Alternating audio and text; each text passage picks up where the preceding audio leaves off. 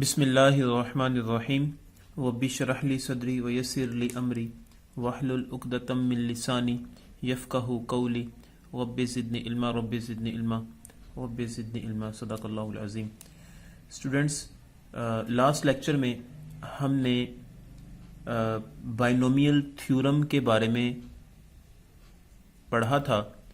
पहले मैंने आपको बाइनोमियल थ्योरम का कुछ बेसिक इंट्रोडक्शन बताया था जो कि आप प्रीवियस क्लासेस में पढ़ चुके थे।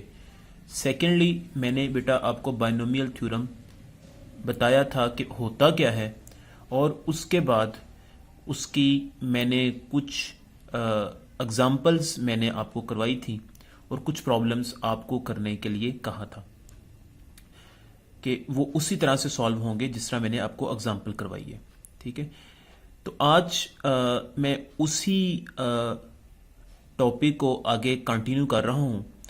तो उसी की कुछ एग्जांपल्स, उसके कुछ एक्सरसाइज के प्रॉब्लम्स वो मैं आपके साथ डिस्कस करना चाहता था। तो वो पहला 8.2 एक्सरसाइज है, ये डॉक्टर नुमान खालिद की बुक से, जो कि अलजबरा एंड ट्रिग्नोमेट्री की है। तो पहला क्वेश्चन है, expand the expression in 1 to 6 using the binomial theorem. तो वो कहता है कि आपने बाइनोमियल थ्योरम को यूज करते हुए 1 to 6 क्वेश्चंस आपने सॉल्व करने हैं। तो पहला क्वेश्चन मैंने लिया यहां पे कि a2 + b होल पावर 7, इसको सॉल्व करना है। स्टूडेंट्स, पहले मैं आपको फॉर्मूला रिमाइंड करवा देता हूं जो कि हम जानते हैं कि a + b होल की पावर n, ठीक है, where n is a positive integer. बेटा ये बहुत इंपॉर्टेंट चीज है कि यहां पे n जो है पॉजिटिव इंटीजर है, जिसको हम z से डिनोट करते हैं। ठीक है, और स्टूडेंट्स ये बाइनोमियल थ्योरम के अंदर कंडीशन है। ठीक है, तो इसको लेट्स सी स्टार्ट करते हैं। n 0 और फिर a की पावर n और b की पावर 0। ठीक है, सबसे पहले जितनी पावर होती है वो चीज कॉम्बिनेशन में आती है, उसके नीचे 0 से स्टार्ट करते हैं। a की पावर n और b की पावर 0 यहां से स्टार्ट कर देते हैं। ठीक है, फिर उसके बाद स्टूडेंट्स n के बाद हमारे पास इसमें पहले 0 था, अब यहां पे 1 हो जाएगा। फिर a में से जो पहला टर्म था उसमें से एक माइनस करते जाएंगे वैल्यू, मतलब n - 1 हो जाएगा, और b की पावर में एक ऐड करते जाएंगे। 0 के अंदर 1 ऐड करेंगे तो 1 हो जाएगा। उसके बाद प्लस, फिर इसमें से एक और यहां पे लिखेंगे, 1 के बाद 2 आएगा।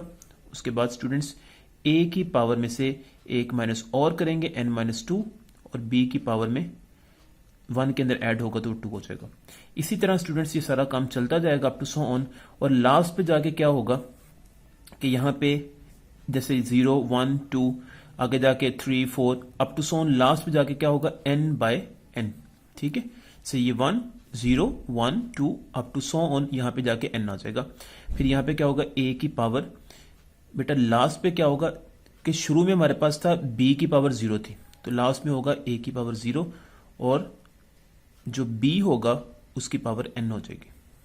ठीक है, तो इस तरह ये हमारे पास बाइनोमियल थ्योरम की स्टेटमेंट थी जो कि आपको मैंने पहले भी बताई थी और यहां पे भी रिमाइंड करवा दी है। ठीक है, अब सिंपली यहां पे हमने स्टार्ट किया है कि 2 + b की पावर 7। ठीक है, तो लेट्स सी स्टार्ट करते हैं। अब 7 0, बहुत आसान फॉर्मूला है, इस सीक्वेंस से याद रखेंगे तो बात समझ आ जाएगी। देखें, पहले जितनी पावर थी 7, वो नीचे फिर 0 से स्टार्ट कर दिया, और 2 रेज पावर हमारे पास कितनी आएगी, जितनी पावर थी 7 और b की पावर 0। ठीक है, मतलब पहले स्टार्ट करना है 7 0, फिर जो फर्स्ट वैल्यू थी उसकी पावर जितनी होल पावर थी वो आ जाएगी, और b की पावर 0 से स्टार्ट कर देंगे। अब क्या करेंगे, ये 0 से 1 हो जाएगा, और इसकी पावर में से एक माइनस करेंगे। 7 में से एक माइनस किया तो 6 आ गया, और b की पावर 0 में एक ऐड कर देंगे, 1 आ जाएगा। मीन क्या करेंगे कि ये चीज आगे 1 से 2 हो जाएगी, और इसमें से माइनस करते जाएंगे, 5 रह जाएगा एक, और इसमें ऐड करते जाएंगे तो वो 2 हो जाएगा। सिमिलरली ऐसे फिर 3 आ जाएगा, फिर 4 5 6, और यहां पे 7 आ जाएगा कि इसमें से माइनस होता जा रहा है, मतलब 2 में से एक -1, 5 में एक ऐड 6, आगे यहां पे देखेंगे 7/7 कॉम्बिनेशन में, और 2 की पावर 0 आ जाएगी, क्योंकि 1 में से माइनस करेंगे 1 को, तो और b की पावर में एक ऐड हो जाएगा तो 7 आ जाएगी। ठीक है, तो ये हमारे पास एक्सपेंशन हो जाएगी। इसको बेटा सिंप्लीफाई करेंगे, कॉम्बिनेशन आपको सॉल्व करना आता है 7-0, ये फॉर्मूला उसका भी लिख देता हूं। NCR इस तरह भी कॉम्बिनेशन को लिखते हैं स्टूडेंट्स, NR इस तरह भी डिफाइन करते हैं हम। ठीक है, डिफरेंट नोटेशंस यूज करते हैं। तो इसका फॉर्मूला होता है n factorial r factorial n minus r factorial. ये स्टूडेंट्स फॉर्मूला होता है कॉम्बिनेशन का। n जो है वो होता है टोटल नंबर ऑफ ऑब्जेक्ट्स होते हैं, और r जितने जो है वो प्रॉब्लम में कहे हमें कि एट ए टाइम आपने यूज करने हैं, वो r वैल्यूज होती हैं। ठीक है, तो ये फॉर्मूला है। कैलकुलेटर के ऊपर डायरेक्ट भी आप सॉल्व कर सकते हो। अक्सर सी का इस तरह का जो है वो कैलकुलेटर पे साइन होता है या इस तरह का होता है, तो उसको प्रेस करेंगे। पहले आप वैल्यू प्रेस करेंगे, एन वाली वैल्यू, मतलब आपके पास लिखा हुआ फॉर एग्जांपल 2C3 लिखा हुआ है फॉर एग्जांपल। तो कैलकुलेटर पे आप सॉल्व करना चाहते हो तो कैसे सॉल्व करोगे? पहले आप कैलकुलेटर पे 2 प्रेस करोगे। ठीक है, 2 प्रेस करने के बाद आप देखोगे जो NCR वाला साइन होगा उसको प्रेस करोगे तो वहां पे अक्सर C लिखा जाता है। ठीक है, उसके बाद फिर नीचे वाला वैल्यू प्लस प्रेस करोगे, फिर 3 आ जाएगा, और फिर इक्वल का साइन प्रेस कर दोगे तो वो आपके पास रिक्वायर्ड रिजल्ट आ जाएगा जो भी यहाँ पे होगा। ये देखिए यहाँ पे क्लास, ऐसा तो पॉसिबल ही नहीं है कि पहले जो है वो टू ऑब्जेक्ट्स हों और 3 एट ए टाइम यूज कर लें। तो मैंने ये एग्जांपल गलत लिया। अब यहाँ पे 3 कर लें, यहाँ पे 2 कर लें, तो फिर बात ज्यादा क्लियर हो जाएगी। ये भी 3, यहाँ पे 2 कर लें। ठीक है जी, तो ऐसे हम जो है वो कैलकुलेटर पे चेक कर सकते हैं। तो बेटा इसी तरह इसको सिंप्लीफाई मजीद करेंगे। ठीक है, तो सिंप्लीफाई करने के बाद हमारे पास ये रिजल्ट आ जाएगा, और आफ्टर मोर सिंप्लीफिकेशन तो बेटा ये हमारे पास रिक्वायर्ड रिजल्ट आ जाएगा जो कि हम निकालना चाहते थे। ठीक है, सिमिलरली बेटा do yourself from question 2 to question 6 आपने प्रॉब्लम्स करने हैं। उसके बाद बेटा आता है इन 7 to 10 questions find the coefficient of the given term when the expression is expanded by the binomial theorem। ठीक है, तो क्वेश्चन 7 में बेटा उसका मैं स्टार्ट करता हूं। x raise power 6 y raise power 3 in x plus y whole power 9। तो वो कहता है कि आपने ये काम करना है कि इसका जो कॉफिशेंट होता है, बेटा आपको बता दूं कॉफिशेंट क्या होता है। अगर मैं लिखता हूं 2x की पावर 4, ठीक है, तो बेटा जो यहां पे x के साथ मीन वेरिएबल के साथ जो वैल्यू लिखी होती है उसको बेटा बोलते हैं हम कॉफिशेंट, और जो x होता है मतलब यहां पे x हो सकता है, y हो सकता है, z हो सकता है, उसको वेरिएबल बोलते हैं, वेरिएबल कहते हैं। और जो यहां पे लिखा होता है उसको पावर भी बोलते हैं, या फिर स्टूडेंट्स इसको एक्सपोनेंट भी कहते हैं, एक्सपोनेंट भी हम बोलते हैं। ये बात आपको पता होनी चाहिए। अब वो कह रहा है कि इसका कॉफिशेंट मीन जो इस वैल्यू के साथ वैल्यू यहां पे लिखी आएगी, ठीक है, वो आपने बतानी है इसको जब सॉल्व करेंगे। ठीक है, तो ये आपने क्या करना है, सबसे पहले मैंने आपकी आसानी के लिए स्टूडेंट्स क्या किया, यहां पे x जो था इसको, क्योंकि आपको फॉर्मूला तो पता है इस तरह a plus B whole power n, तो मैंने पहले वाली टर्म को x बोल देता हूं, दूसरे वाली टर्म को यहां पे y बोल देता हूं, और जो पावर होगी वो n में बोल देता हूं। ठीक है, अब यहां पे भी ऐसे ही कर रहा हूं आपकी आसानी के लिए। मैंने कहा कि इस वैल्यू को हमने a बोल दिया, इस वैल्यू को फॉर्मूले में हमने b बोला हुआ था, और इस पावर को हमने n बोला हुआ था, और r हमने यहां पे फाइंड करना है। बेटा r यहां पे क्या है, r आपको पता है कि जितनी value at a time use करेंगे उसको बोलते हैं। ठीक है, अब हमें नहीं पता कि ये कितना बन रहा है, वैसे हम जुबानी भी गेस कर सकते हैं यहां से, लेकिन वो बाद में बात करूंगा आपसे मैं। लेकिन आप फिलहाल पहले आपको मैं वैसे सॉल्व करके बताता हूं कि वो कैसे हम सॉल्व कर सकते हैं। ठीक है, तो अब यहां पे इससे आगे देखते हैं। ठीक है स्टूडेंट्स, अब ये फॉर्मूला मैंने लिखा, दोबारा से लिख दिया फॉर्मूला आपकी आसानी के लिए। ठीक है, अब स्टूडेंट्स यहां पे हमारे पास था x plus y whole power 9 थी। ठीक है, मैंने सारा फॉर्मूला ओपन किया लाइक दिस प्रीवियस टर्म्स। ठीक है, प्रीवियस फॉर्मूला। ठीक है, अब स्टूडेंट्स हमें यहां पे चाहिए था कि उसने बोला था कि x की पावर 6 y की पावर 3 इसका कॉफिशिएंट बताना है, मतलब इसके साथ क्या लिखा आ रहा है वो चीज हमने बात करनी है। तो स्टूडेंट्स हम देखते हैं कि x की पावर 6 और y की पावर 3 ये हमारे पास यहां पे टर्म आती है। अगर टर्म को ओपन करें तो इसके साथ यहां पे ये वैल्यू लिखी हुई है 9 3। ठीक है, तो अब हम क्या करते हैं, हम कह सकते हैं 9 3 जो कॉम्बिनेशन में है is the binomial coefficient of term x की पावर 6 y की पावर 3। ठीक है, तो मैंने लिख दिया 9 3, इसको मैंने सॉल्व कर दिया 9 factorial 3 factorial into 9 minus 3 factorial, तो सॉल्व किया तो 84 हमारे पास रिक्वायर्ड रिजल्ट आ गया। ठीक है, अब स्टूडेंट्स यही हमें यहाँ पे फाइंड करना था, क्योंकि उसने बोला था कि कॉफिशिएंट बताना है। ठीक है, तो कॉफिशिएंट हमने बता दिया। इसको सॉल्व करके आप डायरेक्ट भी निकाल सकते हो कैलकुलेटर की हेल्प लेते हुए, क्योंकि एमसीक्यूज में आपको क्वेश्चन आ सकता है सिंपली कि 9 3 जो है वो इसका कॉम्बिनेशन बताएं, तो आप कैलकुलेटर से सिंपली डायरेक्ट बता सकते हो। अब अगर यही क्वेश्चन एमसीक्यूज में आ जाए तो आपको ये कैसे सॉल्व करना होगा, डायरेक्ट कैसे सॉल्व करना है आपने। ठीक है, अब स्टूडेंट्स आपको पता है कि इस तरह के क्वेश्चंस को डायरेक्ट कैसे सॉल्व करेंगे हम, देखें जरा। लेट्स सी,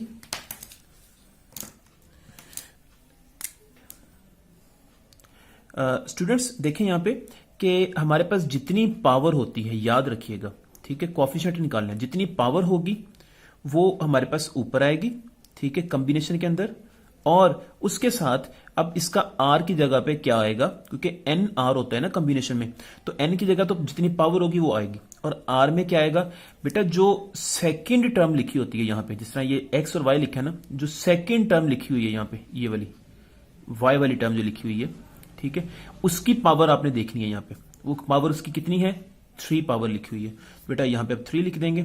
अब हमने डायरेक्ट चेक कर लिया कि 9 3 हमारे पास जो है वो कोएफिशिएंट बनता है इस वैल्यू का। ठीक है, तो इस तरह हम डायरेक्ट चेक कर सकते हैं। जो सेकंड वैल्यू होती है उसकी पावर देखनी है आपने, तो सॉल्व करेंगे तो आंसर 84 आ जाएगा। तो इस तरह ये एमसीक्यूज पॉइंट ऑफ व्यू के लिहाज से ये आपके लिए आसानी हो जाएगी, क्योंकि आपको अभी पता चला है, जैसे मैंने आपको प्रीवियस लेक्चर में बताया था कि आपका जो पेपर है वो एमसीक्यूज बेस्ड होगा, तो अब आपको इसको एमसीक्यूज पॉइंट ऑफ व्यू के लिहाज से भी चीजों को नोट करना है। ठीक है, तो 84 इस तरह रिजल्ट बन जाएगा।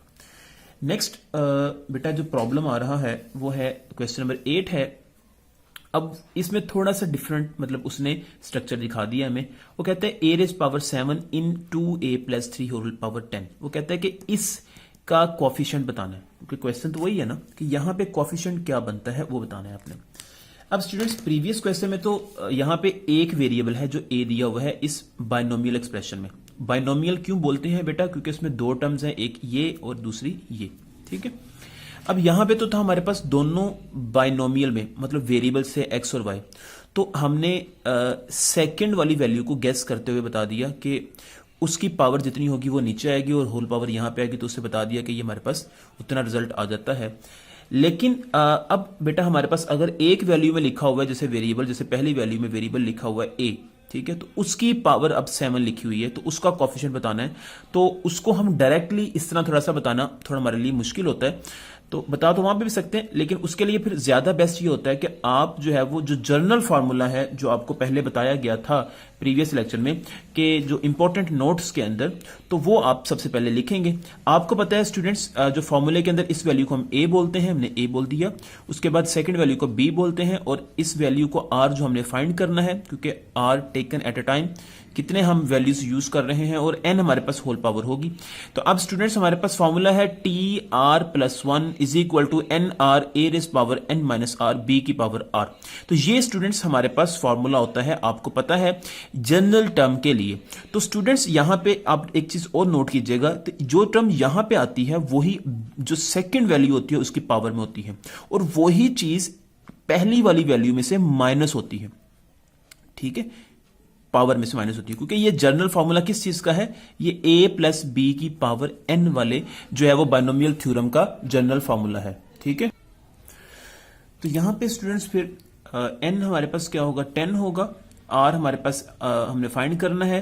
ठीक है, यहां पे 2a की जगह पे 2a आ जाएगा, पावर n ऐसे ही, n की वैल्यू 10 है और r ऐसे ही आ जाएगा, और b की वैल्यू 3 है और r ऐसे ही आ जाएगा। तो बेटा यहां पे मैंने, क्योंकि यहां पे a की पावर 7 का कोएफिशिएंट बताना है, तो यहां पे मैं a सेपरेट कर लेता हूं, a की पावर 10 माइनस r और 2 की power 10 minus r as it is side पे निकाल लिया, क्योंकि आपको पता है ये 2a की पावर है ना।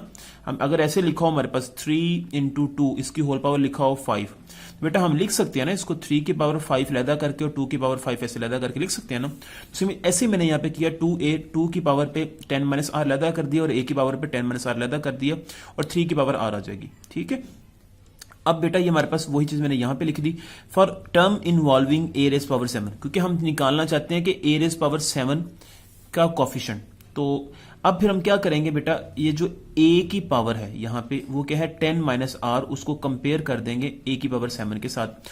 तो यहां पे क्योंकि ये दोनों सेम है तो पावर बराबर कर लेंगे, 10 minus r which is equal to, यहाँ पे स्टूडेंट्स 7 हमारे पास आ जाएगा। ठीक है, ये देखें यहाँ पे हमारे पास यहाँ पे क्या आ जाएगा,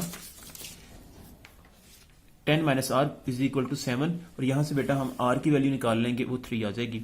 सो स्टूडेंट्स हमारे पास जो फॉर्मूला था कि ये जो हमने निकाला हुआ था कि T r plus 1 which is equal to 10 r a raise power 10 minus r 2 raise power 10 minus r 3 raise power r, तो वहां पे आर की जगह पे वैल्यू पुट कर देंगे, वो क्या निकाली है 3 प्लस 1, तो यहाँ पे बेटा 3 आ जाएगा आर की जगह पे। तो सॉल्व किया तो हमारे पास ये रिजल्ट आ जाएगा, और उसके बाद ये चीज हमारे पास ए रेस पावर 7 का कोफिशिएंट बन जाएगा।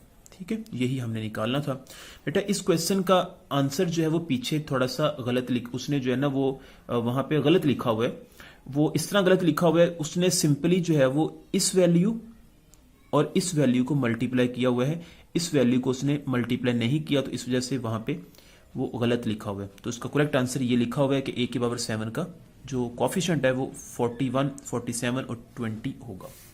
तो similarly do yourself question number 9 and question number 10 बेटा आपने इसी तरह करने हैं। नेक्स्ट क्वेश्चन है question number 11, find the 6th term in the expansion of 3 minus 2a whole power 7। तो यहाँ पे मैंने जो है वो क्वेश्चन में तो जो लिखा हुआ है वो 5th टर्म लिखी हुई है स्टूडेंट्स, तो मुझसे गलती से यहाँ पे लिखा गया क्वेश्चन के अंदर 6th टर्म, तो फिर मैंने 6th टर्म के रिस्पेक्ट ही क्वेश्चन को सॉल्व कर दिया है। वैसे क्वेश्चन एक्सरसाइज में जो लिखा हुआ है वो 5th टर्म इस क्वेश्चन के लिए पूछी गई है। ठीक है, जिस तरह मैंने 6th टर्म निकाल ली है वैसे ही आप 5th टर्म भी निकाल सकते हो। तो सिमिलरली बेटा पहले a हमारे पास 3 आ जाएगा, b माइनस पास माइनस 2a आ जाएगा, और n हमारे पास 7 आएगा, और r की वैल्यू हमें यहाँ पे दी गई है क्योंकि उसने बेटा यहाँ से हमसे पूछा जो हुआ है वो 6th टर्म पूछी हुई है। तो बेटा अगर 6th टर्म पूछी हो ना तो इसका मतलब है जो हमारे पास जनरल फार्मूला है उसमें तो r प्लस 1 होता है ना, तो 6th टर्म पूछी गई है तो हमें यहाँ पे 5 पुट करेंगे तो तभी हमारे पास T6 आएगा ना। अगर मैं यहाँ पे 6 पुट कर देता हूं यहाँ पे r की जगह पे, ठीक है, तो ये 6 प्लस 1 7th टर्म बन जाएगी, क्योंकि उसने हमसे पूछी है 6th टर्म, तो फिर मैं यहाँ पे r की जगह पे 5 पुट करूंगा तो 5 प्लस 1 तभी जाके 6 बनेगा। ठीक है, तो इस वजह से मैंने r की इज इक्वल टू 5 लिखा है। तो फॉर्मूले के अंदर वैल्यूज पुट की हैं। ठीक है, यहाँ पे t plus t 5 plus 1 7 5 3 raise power 7 minus 5 minus 2a power 5। तो सॉल्व किया, तो सॉल्व करने के बाद हमारे पास रिजल्ट आया वो माइनस का 6048 उसका कोफिशिएंट आया इनटू a रेज पावर 5। तो ये हमारे पास उसकी 6th टर्म बनेगी इस एक्सपेंशन की। ओके, वैसे तो हम इस एक्सपेंशन को अगर पूरा ओपन करें तो तब जाके हमें पता चलता है कि ये टर्म निकलती है। तो ये फॉर्मूला हमारी हेल्प करता है, जनरल फार्मूला, कि हम डायरेक्टली बता सकते हैं कि उसकी 6th टर्म या 7th टर्म या 8th टर्म क्या होगी।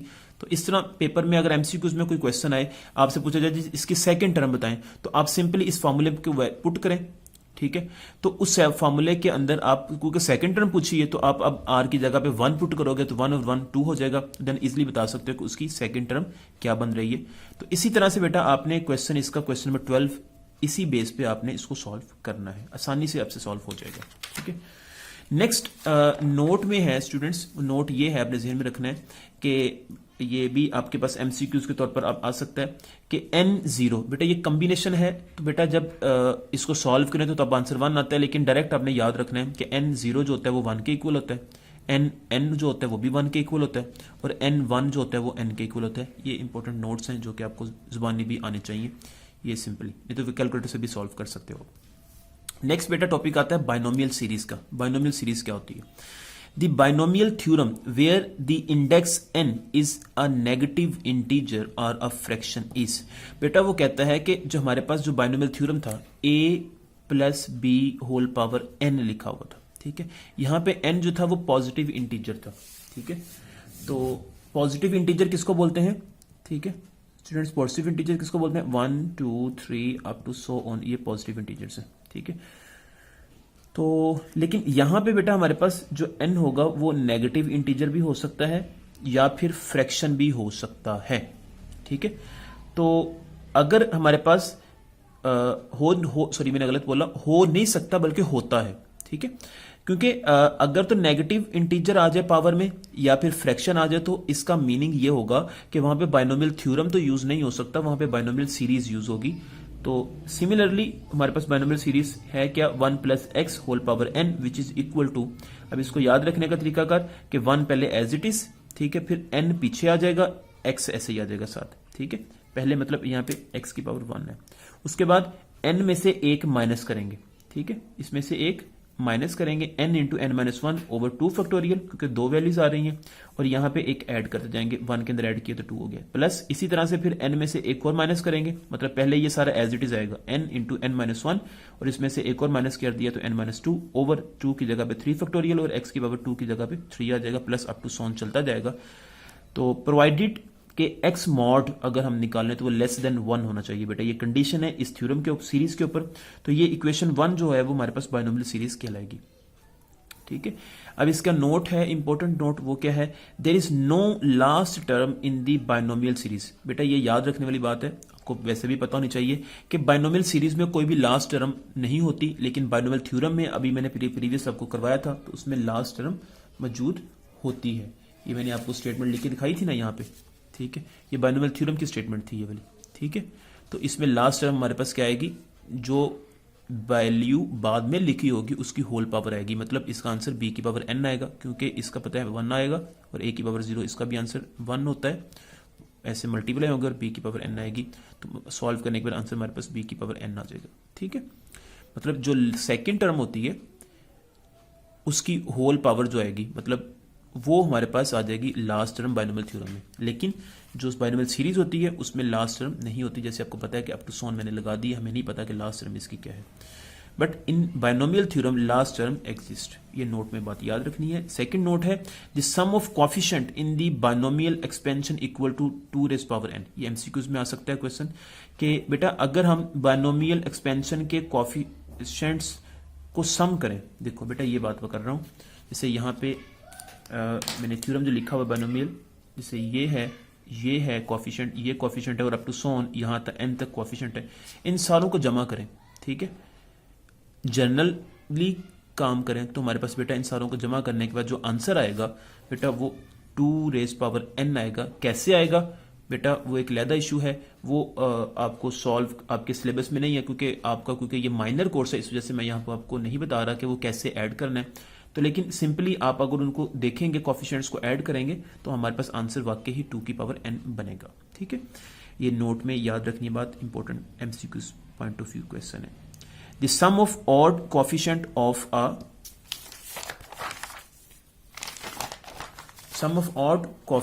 Of a binomial expansion equals to sum of its even coefficient. वो कहता है कि अगर हम ऑड कोएफिशिएंट्स को सम करें और दूसरी तरफ इवन कोएफिशिएंट्स को सम करें तो उनके आंसर्स इक्वल आएंगे। मतलब कहने का उसका ये कह रहा है कि हमारे पास देखें ना यहाँ पे अब हमने ऑड कोएफिशिएंट हमें कैसे पता चलेगा बेटा, आपने ये दोनों पावर्स को जमा करके बताना है कि ये क्या बनता है। जैसे मैं आपको बताता हूँ ये बात, देखें कि हमारे पास ये चीज है 2 की पावर 7 और 0 है। वैसे तो हम नॉर्मली बेसिस सेम पावरें जमा नहीं कर सकते क्योंकि ये दोनों डिफरेंट चीजें हैं, लेकिन क्योंकि लेकिन यहाँ पे हम जनरल बात कर रहे हैं, जिस एंगल से कर रहे हैं यहाँ पे, क्योंकि हम कोएफिशिएंट्स की बात कर रहे हैं ना, तो फिर हमने यहाँ पे दोनों को जमा करना होता है। तो अब यहाँ पे 7 और 0 को जमा करेंगे तो आंसर क्या आएगा, 7, जो कि ऑड नंबर है, तो इसका कोएफिशिएंट क्या हो गया, ये ऑड हो गया, ठीक है, ये ऑड नंबर का कोएफिशिएंट है। एक बात इसी तरह से बेटा हम बात करते हैं कि इसका 6 और 1 क्या होगा, 7, ठीक है, तो ये भी हमारे पास क्या होगा, इसका भी ऑड कोएफिशिएंट है। अब वो बात यहां पे यही कर रहा है ना कि the sum of odd coefficient, तो इसी तरह हम देखेंगे 6 और 1 7 हो जाएगा, इसी तरह 5 और 2 7। बेटा एक बात आप ध्यान में रखें कि ये पावरें जो होती है ना बायनोमियल थ्योरम के अंदर, इनका आंसर सारों में सेम होता है, मतलब सेम आंसर आ रहा होता है। लेकिन अब हम बात कर रहे हैं इस पॉइंट नंबर 2 की, sum of odd coefficient of a binomial theorem, ठीक है, ये बायनोमियल एक्सप्रेशन। तो अब यहाँ पे ऑड क्या होगा, देखें बेटा पहला ये एक्सप्रेशन है, ठीक है, सारा एक्सप्रेशन पहला है, इसको बोलेंगे ये 1 है, ये दूसरा एक्सप्रेशन है, ये तीसरा एक्सप्रेशन है, ये चौथा है, ये पांचवा है, ये छठा है, ये 7वां है और ये 8वां है, ठीक है। तो ये 8 में से आप देखें पहला 1 3 5 7, मतलब ये जो मैंने ब्लैक से अब मैं रेड से टिक कर रहा हूं, 1, 3, 5 और 7, अगर इनके कॉफिशिएंट्स को अगर हम ऐड करें, मतलब ये वाला जो कॉफिशिएंट है इसका मतलब ये कॉफिशिएंट 7 0 इसको सॉल्व करें जो आंसर आएगा, जो 7 2 सॉल्व करें इसका आंसर आएगा, जो 7 4 सॉल्व करें आंसर आएगा, 7 6 सॉल्व करेंगे जो आंसर आएगा, तो इनको ऐड करें सारों को, वो आंसर इक्वल होगा। ठीक है, अगर हम 7 1 7 3 7 5 और 7 7 को ऐड करने से जो आंसर आएगा वो इक्वल होगा। ठीक है, तो ये हम दूसरा पॉइंट है कि the sum of odd coefficient of binomial expression equal to sum of its even coefficient. ठीक है, फोर्थ पॉइंट है इफ n इज इवन, अगर वो कहते हैं n इवन है देन n+1 इज ऑड। बेटा ये बात सिंपल सी एक लॉजिक है, देखो अब जरा, अगर मैं कहता हूं 1 एक नंबर है तो 1 एक, अगर मैं कहता हूं, सारी बातें मैं बोल रहा हूं यहाँ पे क्योंकि स्पेसिफिक बोल रहा हूं ना, यहाँ पे तो जनरल बात की थी। अगर 1 मैं कहता हूं, सारी बात आपको पता है कि ऑड है। ठीक है, और अगर 1 के अंदर 1 ऐड करें, जैसे यहाँ पे उसने ऐड किया, तो आंसर क्या आएगा, इवन आएगा। ये अंडरस्टूड बात है। अब किसी भी ऑड नंबर के अंदर एक ऐड करें तो आंसर इवन आएगा। जैसे लाइक दिस मैं बात करता हूं, अगर 9 है, 9 ऑड नंबर है, तो इसके अंदर 1 ऐड करें तो आंसर क्या आएगा, इवन आएगा। ठीक है, तो अब यहाँ पे क्योंकि हमें नहीं पता, जनरल बात कर रहे थे, इस वजह से वो कहते हैं कि n अगर इवन है तो देन उसके अंदर कोई ऐड करेंगे तो वो ऑड होगा। ठीक है, सो n+2/2 n+2/2 term, tooth term will be only one middle term in the expansion. वो कहता है कि जो बाइनोमियल थ्योरम वाला एक्सपेंशन है ना, जो बाइनोमियल थ्योरम है, उसमें अगर उसकी होल पावर जो है वो इवन नंबर है ना, तो जाहिर बात है कि उसमें अगर 1 ऐड करें तो वो ऑड होगा। तो उसकी अगर हमें मिडिल टर्म निकालनी हो तो उसके लिए बेटा हमारे पास क्या लगाएंगे, अगर n इवन है तो हम n के अंदर 1 पुट करेंगे और सॉल्व करेंगे, तो जो जितना आंसर आएगा उतनी भी टर्म हमारे पास मिडिल टर्म होगी। इसी तरह वो कहता है कि अगर n हमारे पास ऑड है, ठीक है, जाहिर बात है कि उसके अंदर 1 ऐड करें तो वो इवन बन जाएगा। ठीक है, तो वो कहते हैं कि अगर n ऑड है तो उस वक्त क्या होगा, n+1/2 टर्म और n+3/2 टर्म जो होगी वो मिडिल टर्म होगी बाइनोमियल एक्सप्रेशन की। ठीक है, और अब इसको समझाने के लिए मैं आपको एक एग्जांपल लेते हैं। यहाँ पे हम एग्जांपल क्या है, लेट्स सी कि यहाँ पे बेटा ये एग्जांपल है फाइंड द मिडिल टर्म। तो सिंपली हम क्या करेंगे, अब हमने देखना है कि पहले n हमारे पास यहाँ पे क्या है, n हमारे पास बेटा इवन नंबर है जो कि 12 है। ठीक है, अब हमें पता है कि अगर इवन नंबर हो n तो हमने ये फॉर्मूला लगाना है, अगर n ऑड हो तो हमने ये लगाना है। याद रखने के लिए देख लें कि 1 2 3, तो सेम याद रह जाएगा आपको सीक्वेंस। तो अब हम ये यहाँ पे ये यूज करेंगे क्योंकि इवन नंबर है। तो सिंपली बेटा क्या करेंगे, 12 प्लस यहाँ पे जो है वो n की जगह पे क्या आ जाएगा, 12 + 2/2 term is the middle term of the expansion, that is. अब यहाँ पे क्या होगा हमारे पास, ये 12 के अंदर हम क्या करेंगे, यहाँ पे लिखा ना 12 और 2 हमारे पास 14 हो जाएगा, 14/2 टर्म, ये 7th टर्म बन जाएगी सॉल्व करने के बाद। ठीक है, तो अब यहां पे क्या होगा, तो बेटा 7th टर्म हमारे पास मतलब क्या आ जाएगा, T7 is the required term हमारे पास बनेगी। अब जनरल फार्मूला हमें पता है कि TR+1 = NRA⁻R होती है। तो यहां पे अब बेटा R की जगह पे हम क्या लिखेंगे, क्योंकि 7th रिक्वायर्ड टर्म हमें चाहिए ना मिडिल टर्म। तो आपको पता है 7th कैसे आएगी, अगर हम R की जगह पे 6 पुट करें, 6+1, तो वैल्यूज पुट करें R की जगह पे, जहां जहां पे 6 है, जहां जहां पे R है वहां पे 6 आएगा, और जहां पे N है वहां पे 12 आएगा। जहां पे हमारे पास जो है वो A है, क्योंकि A पहली टर्म को बोलते हैं हमें पता है, और B हम दूसरी टर्म को बोलते हैं। तो वैल्यूज पुट करेंगे, सॉल्व करने के बाद जो आंसर बनेगा बेटा वो बनेगा 924/x�6। तो हम कह सकते हैं x की पावर जो 6 है वो हमारे पास जो टर्म पूरी बनेगी हमारे पास ये पूरी टर्म बनेगी 924/x�6। तो यही हमने मिडिल टर्म निकालनी थी। तो इस तरह हम ये इस प्रॉपर्टी को यूज करते हुए दोनों को, कि अगर n इवन है तो ये यूज करेंगे, और अगर n ऑड है तो हम ये यूज करेंगे। तो उससे डायरेक्टली हम बता सकते हैं जनरल फॉर्मूला लगा के कि हमारे पास उसकी मिडिल टर्म क्या होगी। ठीक है, वैसे हमें क्या करना पड़ेगा, इसको पूरा सॉल्व करना पड़ेगा, ओपन करना पड़ेगा, और वो काफी लेंथी हो जाएगा और हमारा वहां पे काफी टाइम वेस्ट होगा। ठीक है, तो ये एमसीक्यूज पॉइंट ऑफ व्यू के लिहाज से ये भी इंपॉर्टेंट चीज थी। ठीक है, होपफुली स्टूडेंट्स आपको ये लेक्चर समझ आया होगा। इंशाल्लाह हम नेक्स्ट लेक्चर में जो है वो बाइनोमियल सीरीज के जो क्वेश्चंस हैं उसको एक्सटेंड करेंगे, और फिर हमारे चैप्टर वाइंड अप हो जाएगा। तो इसके रिलेटेड कोई क्वेश्चन अगर हो आपका तो बेटा जरूर पूछिएगा, व्हाट्सएप ग्रुप में भी पूछ सकते हैं और कमेंट बॉक्स में पूछ सकते हैं। अपनी सेहत का ख्याल रखिएगा। अल्लाह हाफिज।